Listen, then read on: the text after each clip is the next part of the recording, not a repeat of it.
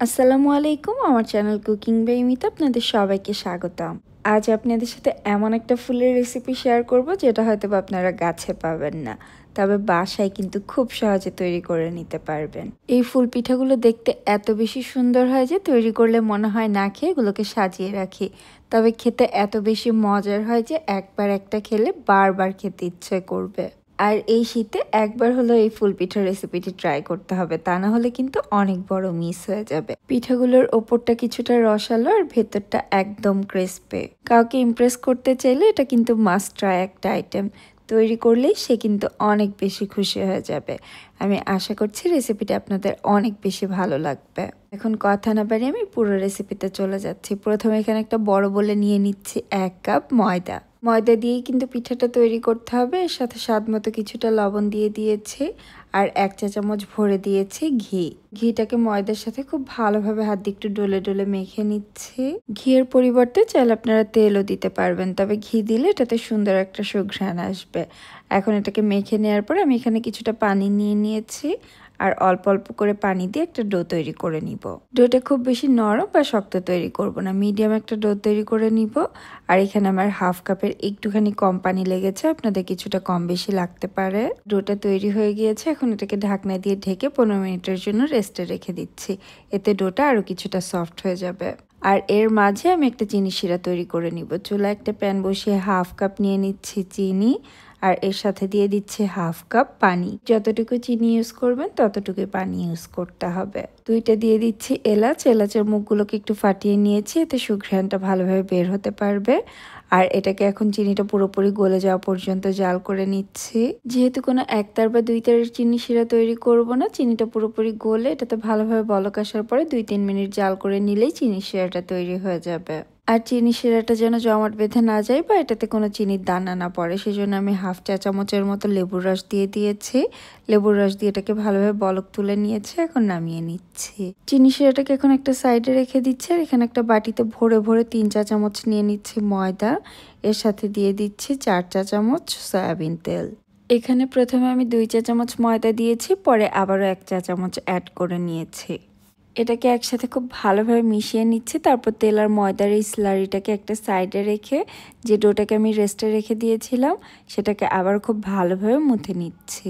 কিছুক্ষণ মুথে নিলে এই ডোটা একদম সফট হয়ে যাবে। তারপর এটাকে আমি সমান 4টা ভাগে ভাগ করে নিচ্ছি।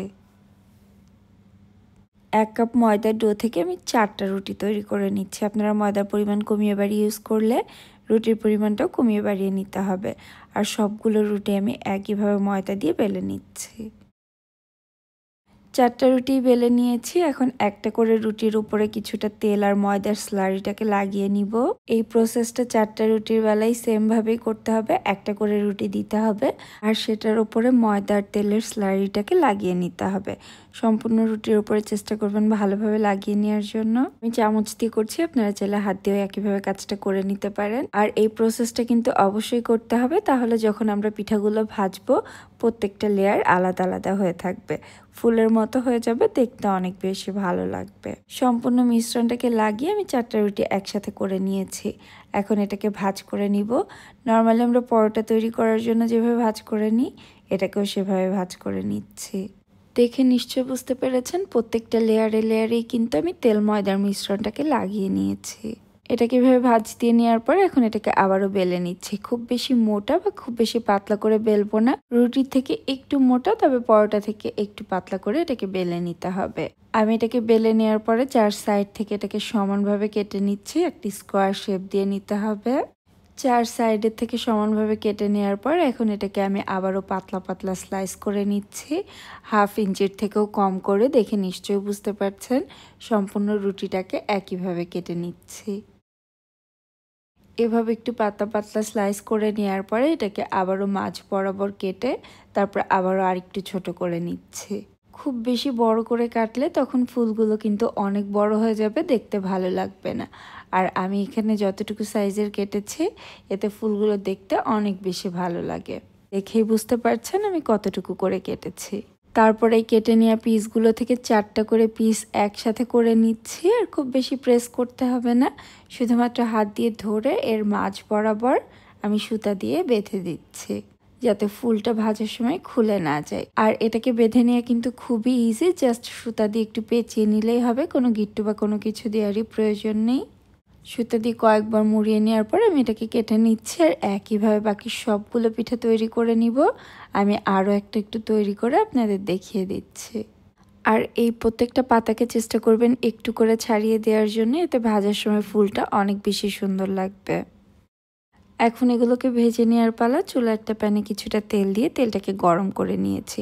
খুব বেশি গরম বা হালকা গরম তেলে দেওয়া যাবে না, মিডিয়াম গরম তেলে দিতে হবে। আর এই পিঠাগুলো দেওয়ার সাথে সাথে কিন্তু এগুলোকে নাড়া দেওয়া যাবে না, কিছুক্ষণের মধ্যেই দেখবেন এগুলো আস্তে আস্তে উপরে ভাসতে শুরু করবে আর খুব সুন্দর একটা ফুলের শেপ নিয়ে নিবে। যখন সবগুলো ফুল এরকম উপরে ভেসে আসবে তখন এগুলোকে উল্টে পাল্টে নিতে হবে আর কয়েকবার উল্টে পাল্টে এগুলোকে এখন ভেজে নিব। চুলার আঁচটাকে আমি মিডিয়াম লোতে রেখেছি। দেখেই নিশ্চয়ই বুঝতে পারছেন এগুলো দেখতে কতটা সুন্দর লাগছে। আর 1 কাপ ময়দা থেকে কিন্তু অনেকগুলো ফুল পিঠা তৈরি করে নেওয়া যায়। এগুলোতে খুব সুন্দর একটি গোল্ডেন ব্রাউন কালার চলে এসেছে। এখন তেল ঝরিয়ে এগুলোকে উঠিয়ে নিচ্ছে আর একইভাবে বাকি সবগুলো তৈরি করে নিব। সবগুলো পিঠা একসাথে ভেজে নেওয়ার পরে যে চিনি শিরাটা প্রথমে তৈরি করে রেখেছিলাম সেই চিনি শিরাটা পিঠার উপরে দিয়ে নিতে হবে। আমি এখানে একটা ছাঁকনি ইউজ করেছি, ছাঁকনির উপরে পিঠাগুলো রেখে চিনি শিরাটা দিলে এক্সট্রা যে চিনি শিরাটা থাকবে সেটা নিচে ঝরে যাবে। এভাবে সবগুলো পিঠার উপরে আমি চিনি শিরাটাকে দিয়ে নিচ্ছি। আর এই চিনি শিরাটা কিন্তু এখন গরম অবস্থাতে নেই, নর্মাল রুম টেম্পারেচারেই আছে। গরম চিনি শিরা দিলে পিঠাগুলো আবার নরম হয়ে যাবে, সেজন্য চেষ্টা করবেন পিঠাগুলো ভেজে নেওয়ার পরে নর্মাল রুম টেম্পারেচারে থাকা চিনি শিরাটাই উপরে দিয়ে নেওয়ার জন্য। এতে পিঠাগুলো যেমন মুচমুচে থাকবে আর ওপরে একটা রসের লেয়ার থাকবে, খেতে খুবই ভালো লাগে। এই রসালো ফুল পিঠাটা কিন্তু অবশ্যই এই শীতে একবার হলেও ট্রাই করতে পারেন। আর যদি এভাবে ট্রাই করে থাকেন আমাকে কমেন্ট সেকশনে জানাতে ভুলবেন না আপনাদের কেমন লাগলো। পিঠাগুলোর ওপর আমি কিছুটা করে পেস্তা বাদাম দিয়ে নিচ্ছি, এতে এই পিঠাগুলো দেখতে আরও বেশি লোভনীয় লাগবে আর একদম ফুলের মতো মনে হবে। এগুলো খেতে যেমন অসম্ভব মজার আর অনেক বেশি মুচমুচে। যাকেই তৈরি করে খাওয়ান না কেন সে কিন্তু আপনার প্রশংসা করতে বাধ্য হবে। আমার রেসিপিটি যদি কোথাও আপনাদের একটুখানিও ভালো লেগে থাকে লাইক, কমেন্ট আর সাবস্ক্রাইব করতে ভুলবেন না। আজকের মতো এখানেই বিদায় নিচ্ছি, আবার নতুন কোনো রেসিপি নিয়ে চলে আসবো। সবাই অনেক বেশি ভালো থাকবেন আর আমাদের জন্য দোয়া করবেন। আল্লাহ হাফেজ।